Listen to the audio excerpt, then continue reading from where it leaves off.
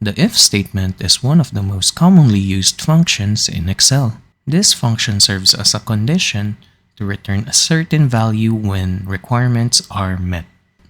Otherwise, if requirements aren't met, you will be getting another value or result.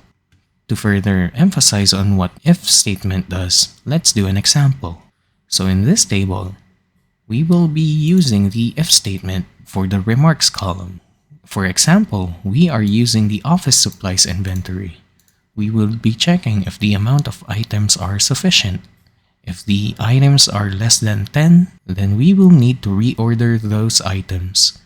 Otherwise, we would be leaving the remarks section blank. For now, let's try to learn the syntax of the if statement. Just click on the cell and press the equal sign, and then start typing if. Once you've typed if, just type the open parentheses so we can start setting our condition. This would be called logical test in our syntax. So, we would need to click the cell where we would compare the values. For example, let's click on the quantity column that is located in front of the pencil, or the same row as our if statement. After that, we would need to confirm if the value selected is less than 10. So if the value is less than 10, we would need to reorder or restock. Let's go ahead and place restock. Be mindful that you need to use the quotation marks in order to declare a string. If you don't enter the quotation marks, it would return as error, as seen on the common mistakes shown on the screen.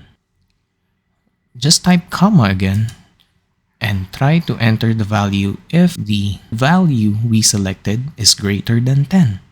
For now, let's leave the remarks tab blank.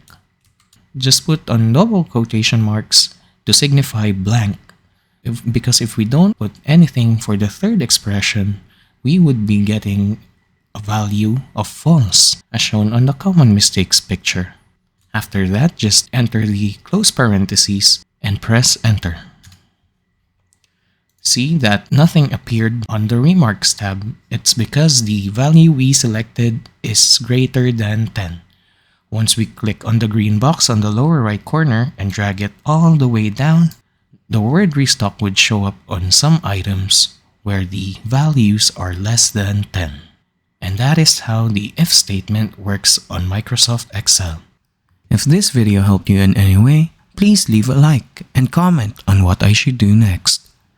You can also subscribe to the channel and turn on the notification bell for updates on our future videos. Once again, this is Gab, signing out.